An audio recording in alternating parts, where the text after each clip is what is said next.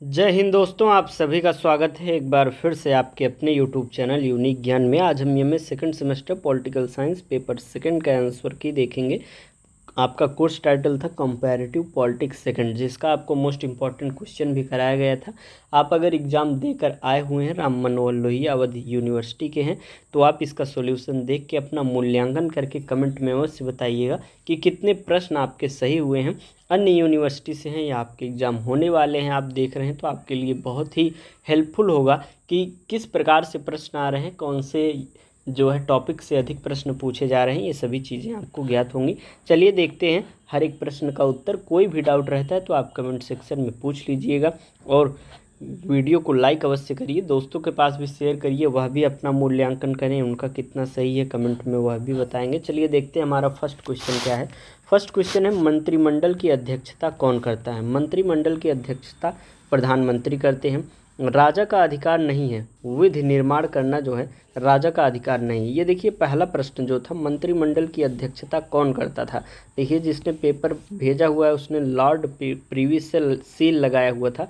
अब सोचिए यह प्रश्न, जब वह पहला प्रश्न इतना इजी प्रश्न गलत कर दिया, जो कि बार बार बताया जाता है मंत्रिमंडल जो है उसकी अध्यक्षता प्रधानमंत्री करता है, और यह आप जानते भी हैं। कार्यपालिका का प्रमुख कौन होता है? आपका प्रधानमंत्री होता है। तो इसको आप गलत कर देंगे तो आप कैसे बोल सकते हैं कि आप तैयारी नहीं कराए हैं सर, मतलब क्वेश्चंस आए नहीं हुए हैं। सीधे सीधे बहुत से प्रश्न ऐसे थोड़ा घुमा के पूछ लेते हैं। अब सीधे जो प्रश्न पढ़ाए जाते हैं उसमें से भी पूछ लेते हैं, तो आप ध्यान दिया करिए और अच्छे से जब टिक किया करिए तो हर चीज़ जो है गेस में ही मत कर दिया करिए, ध्यान से समझिए उसके बाद टिक किया करिए। माना कि निगेटिव मार्किंग नहीं है, इसका मतलब ये नहीं है कि 100 क्वेश्चंस लगाने के चक्कर में चाहे जो आप टिक करते चले जाएं। अच्छे से उसको समझ के पढ़ के जो है टिक किया करिए, जिससे अधिक से अधिक प्रश्न आपके सही हो सकें। अगला प्रश्न है, ब्रिटिश जनता का कौन सा वर्ग राजपद का विरोधी है? मजदूर वर्ग, मध्यम वर्ग या उच्च वर्ग? इनमें से कोई नहीं राजपद का विरोधी है। अगला प्रश्न है, एक सबके लिए और सब एक के लिए यह कथन ब्रिटिश मंत्रिमंडल की किस विशेषता को प्रकट करता है? तो यह सामूहिक उत्तरदायित्व को प्रकट करता है। अगर आप इसको इस वाक्य के नज़रिए से भी गेस करके लगाएंगे तब भी आप इसको लगा पाएंगे, क्योंकि ये जो राजनीतिक एकता, सजातीयता, प्रधानमंत्री का नेतृत्व, बैठकों की गोपनीयता, ये सभी डिफरेंट हैं, लेकिन जो सामूहिक उत्तरदायित्व है इससे मैच कर रहा था, इससे भी आप लगा सकते थे, लेकिन इसको पढ़ाया भी आपको अच्छे से गया था। स्विट्जरलैंड में संविधान संशोधन की स्वीकृति हेतु अनिवार्य है। क्या अनिवार्य है? लोक निर्णय द्वारा समर्थन जो है अनिवार्य है। छठा प्रश्न है, फ्रांस में सरकार किसके प्रति उत्तरदायी है? फ्रांस में सरकार जो है वह राष्ट्रीय सभा के प्रति उत्तरदायी है।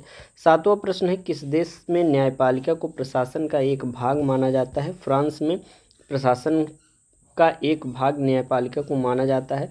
आठवां प्रश्न है, स्विस दलीय प्रणाली किस श्रेणी में आता है? बहुदलीय पद्धति में आता है। नौवां प्रश्न है, लॉर्ड सभा का सभापतित्व कौन करता है? लॉर्ड चांसलर जो है वह लॉर्ड सभा का सभापतित्व करता है। यह भी देखिए गलत लगाया हुआ है, इसने तुक्का मार्क अपना सब खराब कर लिया है। स्विस संविधान की विशेषता क्या है? स्विस संविधान की विशेषता यह बहुल कार्यपालिका है। व्यवस्थापिका के दोनों सदनों की शक्तियाँ इसमें समान होती हैं। राजमंडल के नाम में संघ राज्य की स्थापना इसमें होता है। ये सभी आपके सही हो जाएंगे। 11वां प्रश्न है, स्विट्जरलैंड लोकतंत्र का प्रमुख वैचारिक आधार जो है उदारवाद है। 12वां प्रश्न है, संघीय परिषद का कार्यकाल कितने वर्ष का होता है? 4 वर्ष का होता है। 1 वर्ष लगा के आया लड़का। अगला प्रश्न है 13वां, भारत के राष्ट्रपति के महाभियोग की प्रक्रिया है अर्ध न्यायिक प्रक्रिया है।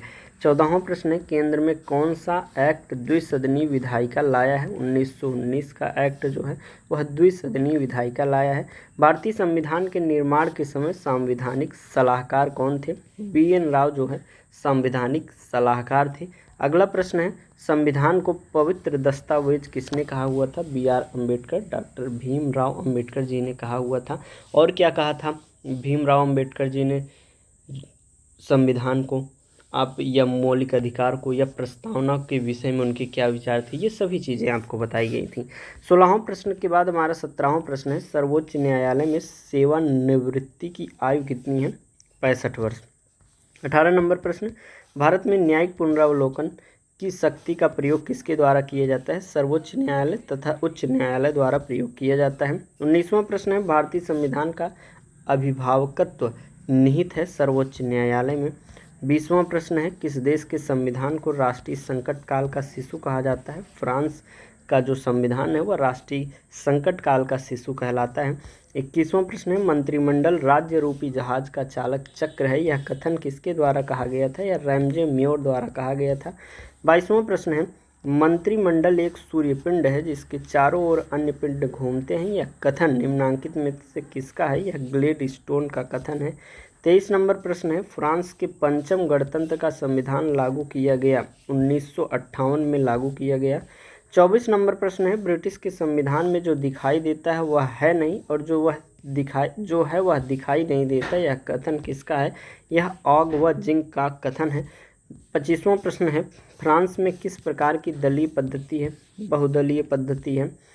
26 नंबर प्रश्न है, फ्रांस की दलीय पद्धति की विशेषता क्या है? दलीय संगठन एवं अभिजन वर्ग का नियंत्रण, दलीय राजनीति और गैर राजनीतिक दबाव समूह का प्रभाव, दलों की उत्पत्ति एवं विकास में स्थानीय चेतना का प्रभाव। उपर्युक्त आपका राइट आंसर हो जाएगा।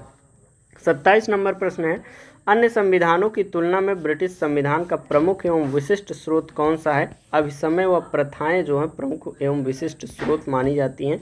28 नंबर प्रश्न है, मंत्रिमंडल से संबंधित अभिसमय नहीं है, मंत्री संसद के प्रति वैयक्तिक रूप से उत्तरदायी होते हैं, सामूहिक रूप में नहीं, यह जो है अभिसमय नहीं है। बाकी ये तीनों मंत्रिमंडल से संबंधित अभिसमय है। 29 नंबर प्रश्न है, ब्रिटेन में कौन सी शासन व्यवस्था है? संसदात्मक शासन व्यवस्था है। 30 नंबर प्रश्न है, 10 दिसंबर मनाया जाता है मानवाधिकार दिवस के रूप में मनाया जाता है। अगला प्रश्न है 31 नंबर, किस विद्वान ने अभिसमयों को संविधान के अलिखित नियम कहा है? यह J.S. मिल ने कहा हुआ है। 32 नंबर प्रश्न, स्विट्जरलैंड में जनमत संग्रह होता है, ऐच्छिक और आवश्यक दोनों होता है। 33 नंबर प्रश्न है, प्रत्यक्ष लोकतंत्र किस देश में है? यह स्विट्जरलैंड में है प्रत्यक्ष लोकतंत्र। संघीय परिषद के सदस्यों की संख्या कुल मिलाकर 7 होती है स्विट्जरलैंड में। स्विट्जरलैंड में कैंटनों की संख्या कुल 26 होती है, जैसे यहाँ राज्य होते हैं वहाँ कैंटन होते हैं। 36 नंबर प्रश्न है, स्विट्जरलैंड के कितने कैंटनों के संविधान संशोधन संबंधी विधेयकों पर अनिवार्य लोक निर्णय की व्यवस्था है? तो सभी कैंटनों पर 10 कैंटन 15 मतलब 26 जो कैंटन है सभी पर जो है अनिवार्य लोक निर्णय की व्यवस्था है। 37 नंबर प्रश्न, संघीय परिषद की विशेषता बहुल कार्यपालिका, निर्दलीय चरित्र और व्यवस्थापिका द्वारा निर्वाचन। उपर्युक्त तो सभी आपका राइट आंसर हो जाएगा। 38 नंबर प्रश्न है, अप्रत्यक्ष लोकतंत्र जो है वह कहाँ पर है? अप्रत्यक्ष लोकतंत्र भारत, ब्रिटेन, अमेरिका सब जगह है, अर्थात उपर्युक्त सभी राइट आंसर हो जाएगा। जब यहाँ पर देखिए आपका स्पेलिंग एरर रहे तो आप इंग्लिश वाला देख लिया करिए, ऑल ऑफ द एबव लिखा गया है। वैसे भी जो इंग्लिश का होता है, जैसे कहीं आप पेपर देने जाएंगे, कंपटीशन का एग्ज़ाम देने जाएंगे तो वहाँ पर इंग्लिश में जो लिखा होता है वह अधिक मान्य होता है, तो उसको आप ध्यान में रखते हुए किया करिए सॉल्व। 39 नंबर प्रश्न है, वर्तमान समय में अनिवार्य मतदान की व्यवस्था किस देश में है? यह स्विट्जरलैंड में है। अगला प्रश्न 40 नंबर, यदि किसी समय राष्ट्रपति एवं उपराष्ट्रपति दोनों का पद रिक्त हो जाए तब राष्ट्रपति का कार्य कौन करेगा? भारत के जो मुख्य न्यायाधीश हैं, मतलब प्रधान न्यायाधीश अर्थात जो सुप्रीम कोर्ट के न्यायाधीश रहेंगे। अगला प्रश्न 41 नंबर, मंत्रिपरिषद सामूहिक रूप से निम्न में से किसके प्रति उत्तरदायी है? तो यह जो है लोकसभा के प्रति उत्तरदायी होते हैं। अगला प्रश्न है 42 नंबर, निम्न में से किसे संसद की कार्यवाहियों में भाग लेने का अधिकार प्राप्त है? तो भारत के महान्यायाधीश को। अगला प्रश्न है 43 नंबर, ब्रिटेन में वित्त विधेयक सबसे पहले प्रस्तुत किया जाता है लोक सदन में प्रस्तुत किया जाता है। 44 नंबर प्रश्न, लॉर्ड सभा के सर्वाधिक सदस्य किस वर्ग के हैं? तो यह आजीवन पीयर्स जो है वर्ग के हैं। 45 नंबर प्रश्न, किस क्षेत्र में लॉर्ड सभा अमेरिकी सीनेट से भी अधिक शक्तिशाली है? न्यायिक क्षेत्र में। 46 नंबर प्रश्न है, ब्रिटिश लोक सदन की सदस्य संख्या क्या है? 659। वर्तमान में आप देखेंगे तो 650 था, 2005 तक यह 659 था, तो आपके ऑप्शंस के हिसाब से 659 आपका राइट आंसर हो जाएगा। 47 नंबर प्रश्न है, ब्रिटिश संविधान की प्रमुख विशेषता विधि का शासन है। 48 नंबर प्रश्न है, चीनी साम्यवादी दल के संगठन का सिद्धांत क्या है? पिरामिड आकार का दलीय संगठन, दल में भर्ती का जटिल प्रक्रिया एवं कठोर अनुशासन, दलीय संगठन का संचालन लोकतांत्रिक केंद्रवाद के आधार पर, अर्थात उपर्युक्त सभी आपका राइट आंसर हो जाएगा। 49 नंबर प्रश्न है, किस देश के संविधान में संसद की सर्वोच्च संप्रभुता के विधिक सिद्धांत को स्वीकारा गया है? ब्रिटेन। अगला प्रश्न 50 नंबर, कौन सा संविधान सिद्धांत निरंकुश राजतंत्र, स्वरूप में सीमित राजतंत्र और व्यवहार में लोकतांत्रिक गणराज्य है? ब्रिटिश का संविधान। 51 नंबर प्रश्न है, प्रत्यक्ष लोकतंत्र का घर कहते हैं स्विट्जरलैंड को? 52 नंबर प्रश्न है, फ्रांस में प्रधानमंत्री की नियुक्ति एवं पदच्युति दोनों ही अधिकार जिसे प्राप्त है वह कौन है? राष्ट्रपति हैं। 53 नंबर प्रश्न, फ्रांस की राष्ट्रीय सभा की सदस्यता के लिए न्यूनतम आयु 18 वर्ष होनी चाहिए। 54 नंबर प्रश्न, स्विट्जरलैंड की कुल जनसंख्या का कितने प्रतिशत भाग शहरी कम्यूनों में रहता है? कुल 40% भाग जो है शहरी कम्यूनों में रहता है। अगला प्रश्न है 55 नंबर, अध्यक्षात्मक शासन का उदय सर्वप्रथम किस देश में हुआ था? अमेरिका में हुआ था, अमेरिका में। 56 नंबर प्रश्न है, निम्नलिखित में से कौन सा भारतीय गणतंत्र का प्रमुख है? भारत का राष्ट्रपति जो है भारतीय गणतंत्र का प्रमुख है। 57 नंबर प्रश्न, भारत का राष्ट्रपति चुना जाता है संसद एवं राज्य विधानसभाओं को निर्वाचित सदस्यों द्वारा। 58 नंबर प्रश्न है, भारतीय संविधान में किस प्रकार की शासन प्रणाली की व्यवस्था की गई है? संसदात्मक। 59 नंबर प्रश्न है, PIL क्या है? PIL का फुल फॉर्म होता है पब्लिक इंटरेस्ट लिटिगेशन। 60 नंबर प्रश्न, मानव अधिकारों की अवधारणा का प्रमुख बल जो है मानव होने के नाते मानव गरिमा पर है। 61 नंबर प्रश्न है, निम्न में से किस राज्य ने सर्वप्रथम लोकायुक्त संस्था की स्थापना की थी? महाराष्ट्र ने। 62 नंबर प्रश्न है, निम्नलिखित में से किस एक अधिनियम ने भारत में संघीय शासन की व्यवस्था की थी? भारत सरकार अधिनियम 1935 ने। 63 नंबर प्रश्न है, ब्रिटेन में संसद के अधिवेशन किसके द्वारा बुलाए जाते हैं? सम्राट या सम्राज्ञी द्वारा बुलाए जाते हैं। 64 नंबर प्रश्न, ब्रिटेन के निम्नलिखित दलों में से सबसे पुराना दल कौन सा है? अनुदार दल। अगला प्रश्न 65 नंबर, ब्रिटिश अनुभव के आधार पर संसदीय शासन प्रणाली के कुशल संचालन हेतु सर्वोत्तम दलीय व्यवस्था जो कौन सी है? वह द्विदलीय व्यवस्था है। 66 नंबर प्रश्न है, लोकसभा अध्यक्ष कास्टिंग वोट का प्रयोग केवल करते हैं जब वोट बराबर होने के नाते जब टाई हो जाते हैं तब लोकसभा अध्यक्ष जो होता है कास्टिंग वोट का प्रयोग करता है। 67 नंबर प्रश्न, राज्यसभा किसके द्वारा भंग की जा सकती है? इसमें से कोई नहीं भंग कर सकता राज्यसभा, राष्ट्रपति, प्रधानमंत्री, मंत्रिपरिषद। 68 नंबर प्रश्न है, धन विधेयक भारत के संविधान के किस अनुच्छेद में परिभाषित किया गया है? अनुच्छेद 110 में। 69 नंबर प्रश्न, फ्रांस की संसद के द्वितीय सदन का नाम क्या है? फ्रांस की संसद के द्वितीय सदन का नाम सीनेट है। 70 नंबर प्रश्न, फ्रांसीसी संविधान की विशेषता क्या है? लोकप्रिय संप्रभुता है, जनमत संग्रह की व्यवस्था है, राज्य एवं समुदाय के लिए दोहरी शासन व्यवस्था है। 71 नंबर प्रश्न, फ्रांस के राष्ट्रपति के कार्यकाल की अवधि कितनी है? 5 वर्ष है। 72 नंबर प्रश्न, फ्रांस के राष्ट्रपति का निर्वाचन किया जाता है प्रत्यक्ष रूप से निर्वाचन द्वारा।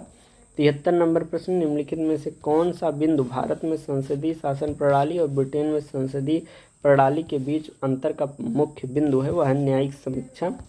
74 नंबर प्रश्न, निम्नलिखित में से किस एक का कथन है कि संविधान को संघात्मकता के तंग ढांचे में नहीं ढाला गया है?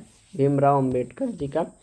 75 नंबर और अंतिम प्रश्न है, निम्न में से भारत के राष्ट्रपति पर महाभियोग लगाने का अधिकार किसे है? संसद के दोनों सदनों पर है। इस प्रकार से पूरा पेपर आपका सॉल्व करा दिया गया है। कोई भी डाउट रहता है तो आप कमेंट सेक्शन में ज़रूर पूछिएगा। कितने प्रश्न आपके सही हुए कमेंट सेक्शन में बताइएगा। नेक्स्ट एग्ज़ाम आपका कब है, कौन से पेपर का है, आप किस यूनिवर्सिटी से हैं यह भी बताइएगा। राम मनोहर लोहिया अवध यूनिवर्सिटी का नेक्स्ट एग्ज़ाम पेपर 4 का है शायद, आप कमेंट में बताइएगा कब है यह भी बताइएगा, जिससे उससे पहले आपको प्रोवाइड किया जाए। चैनल को अधिक से अधिक दोस्तों के पास शेयर करिए, कमेंट करिए। मिलते हैं नेक्स्ट वीडियो में। धन्यवाद।